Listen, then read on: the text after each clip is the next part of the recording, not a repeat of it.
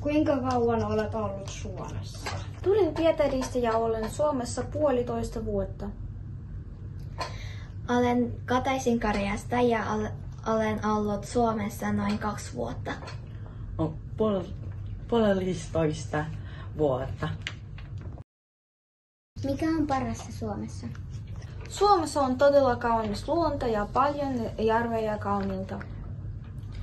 Suomessa on vähempi läksyjä kuin Koreassa. Suomessa pelataan koulussa jalkapalloa. Mikä on ollut vaikeinta Suomessa? Islannin on vaikea. Minun mielestä saada ystäviä on vaikeinta. Minulla on nyt yksi kaveri. Ja myös muut luokalaiset ovat tosi ystävällisiä.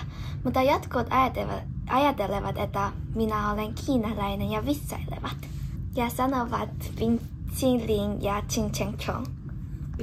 Se oli vaikea löydä suomalainen kavereita, mutta minulla on kavereita valmistavalta luokalta. Miltä suomen kieli tuntuu, kun ei osaa suomen kieltä?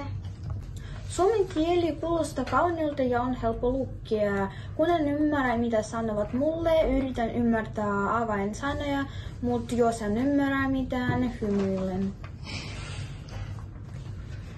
Pelkässä jalkapalloa ei tarvitse puhua. Mitä voisimme koulussa tehdä, että kouluun olisi helpompi sopeutua? Olisi hienoa viettää englannin kielipäivä. Sitten kaikki lapset tänä päivänä kommunikoivat kielellä, joka ei ole heidän äidinkieli. Se olisi hyvä, jos Suomessa olisi enemmän valmistava luokia, kun jotka voivat tosi kaukaisia, niin tarvii mennä bussilla. Ja olisi myös hyvä, että olisi parempi ruokaa. Luokkavarit voivat puhua enemmän suomea niille, jotka tulevat valmistavalta luokalta.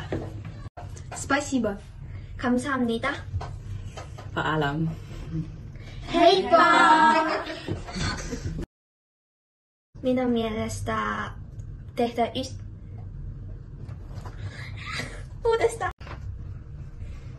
Puhua suomea ystävältä valmistavalta luokalta. Tuleeko Kaunis luonto ja paljon